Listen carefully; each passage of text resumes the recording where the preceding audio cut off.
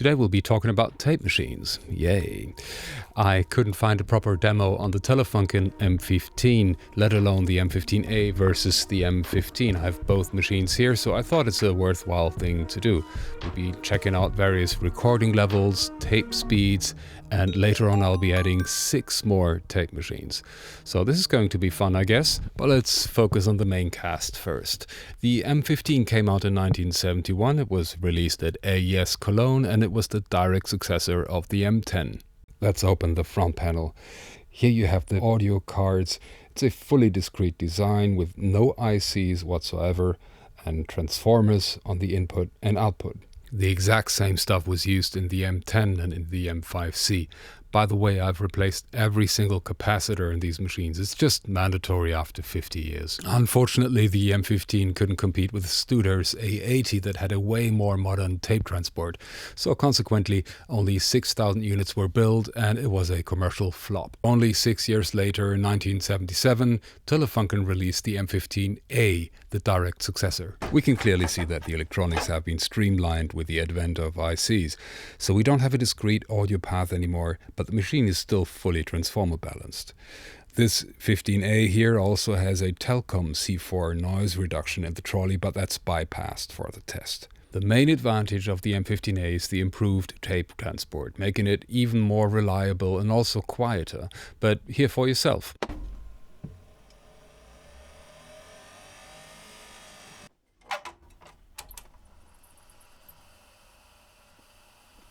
In German broadcasting houses, they were typically running BASF PER 528. But that stuff has gotten quite expensive lately, so I've switched to East German Orvo Type 106. Got myself a healthy stash. Look, this one here is in Cyrillic. As I said, both machines are fully recapped and freshly aligned. The M15, however, is in incredible condition due to the fact that it has not even 100 hours on the counter, which is unheard of. The M15A here is a proper workhorse that's just refusing to retire. It has 10K hours on the clock. That's 100 times more than the M15A. Crazy stuff. I ran all machines, also the remaining 6 ones, straight to the converters with nothing in between. Also, the dry signal has been fed through one ADDA stage to get the converters out of the equation. So you're really just hearing the sonic imprint of the tape recorders. Let's start with a smooth jazz number. Beautiful, wonderful you. The clouds disappeared and the birds started singing a beautifully wonderful tune, for no other song could be worthy. Swinging along, minding my business, when suddenly out of the blue, just like a present from heaven. So you like what you're hearing? Well, you shouldn't, because this was a Marantz PMD333 portable cassette recorder. And it's a mono machine to boot, so I had to run the left and right channels sequentially through the DAW, hence the slight shift in the stereo field. Sorry, just had to do that. Well, now that we've had our palate cleanser, I'm rolling out the M15s, for real. Swinging along, minding my business, when suddenly out of the blue, just like a present from heaven, beautiful, wonderful you. The clouds disappeared and the birds started singing a beautifully wonderful tune, for no other song could be worthy. Swinging along, minding my business, when suddenly out of the blue, just like a present from heaven, beautiful, wonderful you. The clouds disappeared and the birds started singing. Now the same deal with slightly pushed levels at around +8 analog. A beautifully wonderful tune, for no other song could be worthy. Swinging along, minding my business, when suddenly out of the blue, just like a present from heaven, beautiful, wonderful you. The clouds disappeared and the birds started singing a beautifully wonderful tune, for no other song could be worthy. Swinging along, minding my business, when suddenly out of the blue, just like a present from heaven, beautiful, wonderful you. The clouds disappeared and the birds started singing a beautifully wonderful tune, for no other song could be worthy. Okay, I think it's safe to say that both machines are worthy of a two-bus. Let me know your thoughts in the comments. I'm really curious to hear what you think. But there's way more to come. We are now adding 6 extra contenders. Yay. Number 1, a 1970s UR Report 4000 portable recorder from Germany. Sort of a poor man's Nagra. Number 2, a 1960s Revox E36.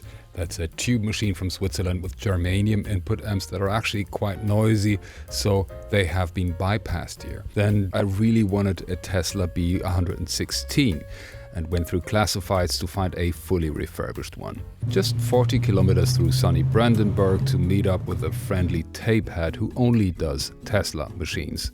There she sits, and back home we go. Number 4. From Japan, we have a Sony TC366 reel-to-reel, 1970s consumer gear. Number 5 is my Vestax 4-track recorder with vari-speed and a built-in plate reverb, which we're not going to use here obviously. And finally number 6, a 1970s Telefunken TC2400 tape recorder. I can't believe it also says magnetophone on the tin, so is it a sonic sibling? Interfacing these machines was a bit cumbersome because they're mostly unbalanced, running on Kinch or DIN cables. Also, most of them were only happy with fairly low levels, something like minus 20 dB full scale. The metering is not the most precise. You had to always double check your stereo balance. Well, I did my very best here. Actual frequency response also comes into play here. It becomes really audible. If you look at the charts of the M15s, they're all behaving fairly well. This is what I would call hi-fi or true to the source. The 6 other machines, however, are all over the place, and you will hear it. But hey, I like the idea of mastering to cassette. Here we have a fairly dense mix, indie pop-ish from my old band. It's a rough mix, so there's still some dynamics in there, and here the levels were conservative.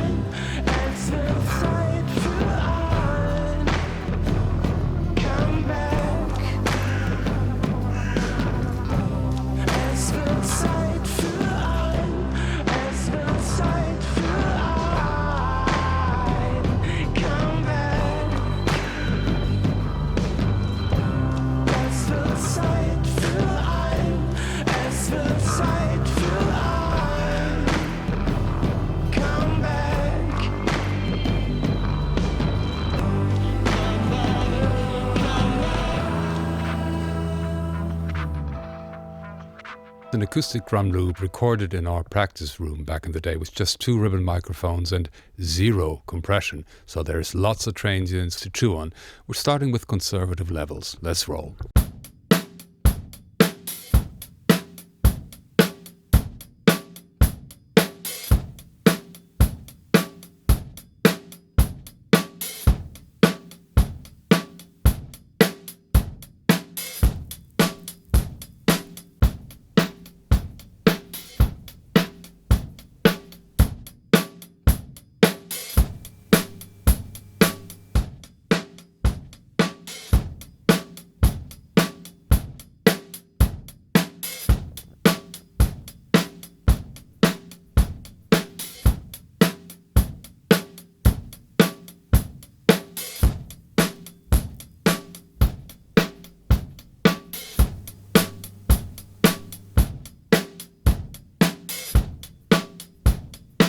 Alright, now let's push the level slightly. The consumer machines were fed around 5 extra dBs, and I had to raise the level of the Telefunkens, the M15s I mean, by around 11 dB for them to show some bloom.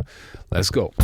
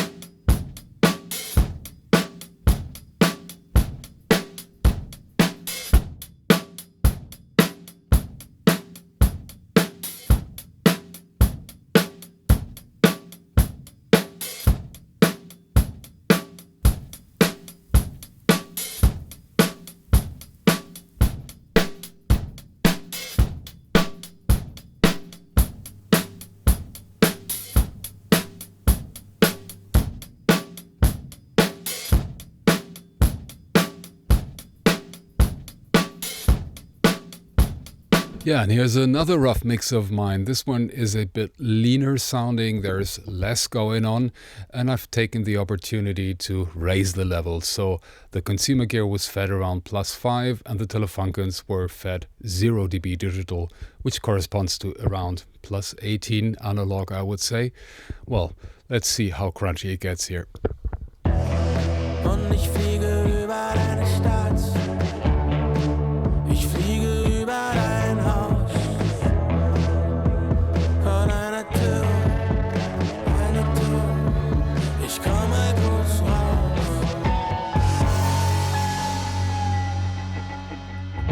Ja, ein bisschen Stock und Hut, doch ihre Worte, die mir noch in den Ohren liegen. Diese Sorte lässt mich den ganzen Tag lang fliegen, oh ja. Und ich fliege über deine Stadt. Ich fliege über dein Haus. Ich summe ein Lied. Such dir eins aus.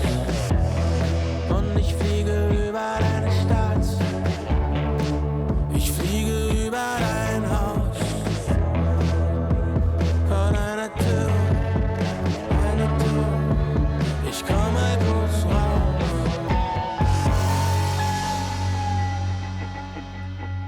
Here we're really going to push things. I have this electronic loop going on with lots of sub-bass information, which is already challenging for tape machines. And every 2 bars we'll be raising the level by 3 dB. For this test, actually, you can rely on the VU meters you're seeing because I really wanted to show what's going on. We go all the way up to +15 dB. So this time there will be hair. You can trust me. Let's roll.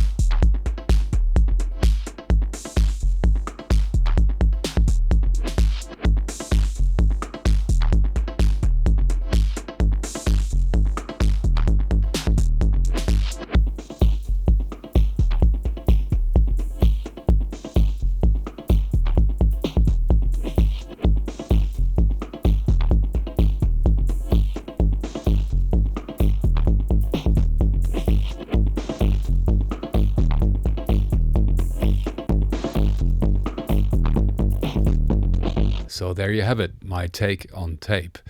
This video was a lot of work because it's a constant struggle to work with these machines. Always something breaking, you're never sure about the levels, and generally most tape machines don't spit out what you put in. But that's the charm of it. I love the funny surprises, and I think you have to embrace the idiosyncrasies of these machines. My personal thoughts on the Sonics. So, the Sony TC366 used to work and sound just great, but unfortunately has lost all its top end, so I don't see myself counteracting this with EQ all the time. The Telefunken C2400 was a positive surprise because it sounds bright, but it doesn't sound brittle, and I love the way it overdrives. Very cool sonics.